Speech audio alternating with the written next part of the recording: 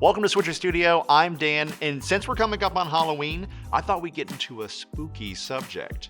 Video production gear. There's nothing more terrifying than having your ideas locked in your head because you think you need expensive video gear to make great content. I need a $3,000 camera, I need $2,000 in lights, I need rigs and stabilizers and drones and this and that. No, you don't need any of that because everything you need to make great video content today is right here in your pocket. Video gear FOMO is something I have a big problem with. I've been producing videos for 7 years and I am never satisfied with the gear I already have access to. I had a perfectly fine DSLR and then I wanted a mirrorless camera. And then I wasn't satisfied with that, then I wanted a cinema camera. And then I wanted a more expensive cinema camera. And then I wanted a drone. But in the meantime, you know what I wasn't making much of? Video. I had all these ideas for short films and online content and live content, but I convinced myself that I needed all this stuff to actually make it, which I never did.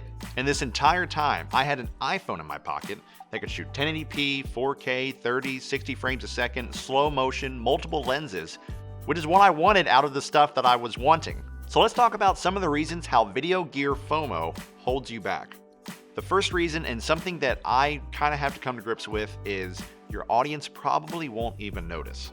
You could be shooting in 4K, 10-bit, 422, buttery smooth image, super wide dynamic range, but your viewers are going to watch it on a phone, or a TV, or a tablet, or a streaming service that isn't going to complement any of the high-spec features that you're putting into it.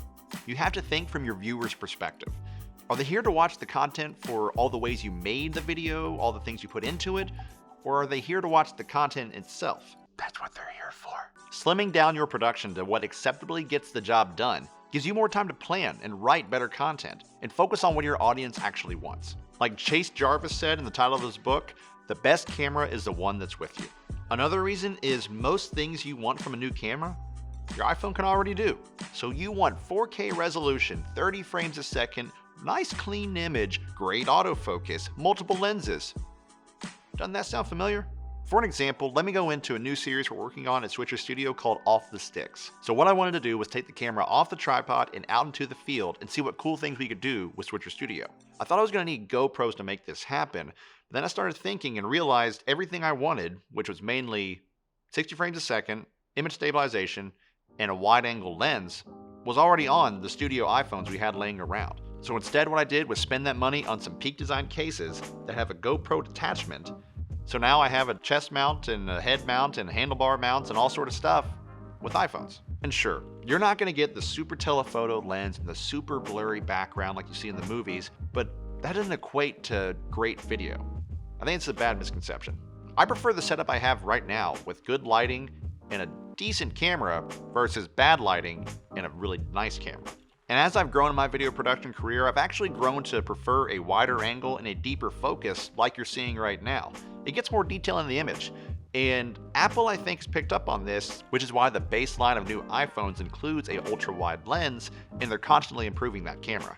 So my suggestion is when you're thinking about all the new specs you want in a new camera, think about what's already on your iPhone, and once you accept that your iPhone can do a lot of the things that you want, there are apps that can completely unlock your potential on your iPhone. Apple's cameras produce a great image out of the box, but don't have a great way to adjust fine details like exposure and ISO and things like that. That's where apps come in. Apps like Filmic Pro and Moment give you fine-tuned controls over your image, and cinema camera-like features like zebras and focus peaking that give you an experience closer to a cinema camera. And if you want a video content machine that's ready to post as soon as you're finished filming, that's where Switcher Studio comes in. Switcher Studio gives you manual control over exposure and lets you film up to 4K 30 in director mode. And if you have old iPhones or iPads laying around, you can use those to create a multi-camera video. For instance, I'm using Switcher Studio's director mode right now and have multiple cameras connected to my production. When I'm finished filming this, I'll go to the director mode journal and send all those camera angles to my computer to edit all in a timeline together. I have my cutaways, audio, and a great looking image all ready to go. Another obstacle with traditional video gear is the post-editing process. Having to put everything you shot together, then go through color correction, color grading, graphics, audio, lower thirds, animation. Switcher Studio eliminates all this by letting you adjust the image beforehand, connecting all your cameras you're going to need, create all the graphics you'll need, then putting it all together while editing live. That means once you hit stop, you have a polished video that's ready to post. Everything comes with a cost, but Switcher Studio's $49 a month is a drop in the bucket compared to the thousands you could spend on video gear to make the same content you could make today. And I didn't even mention all the live streaming capabilities, all the pre-made graphics, scoreboards, multi-views, the host of amazing Switcher Studio features. If you want to learn more about Director Mode or Switcher Studio in general, hit the link in the description. So in all, don't let your dreams be dreams. If you spend all your brain power wanting new video gear and new shiny things, you're never going to turn the ideas in your head into real finished video.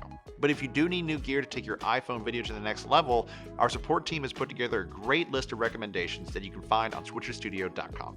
So don't have fear of the gear. Grab your iPhone and start making great content today. Be sure to subscribe for more video on video and download the Switcher Studio iOS app for tools, tips, and tutorials. Thanks for watching. I'll see you next week.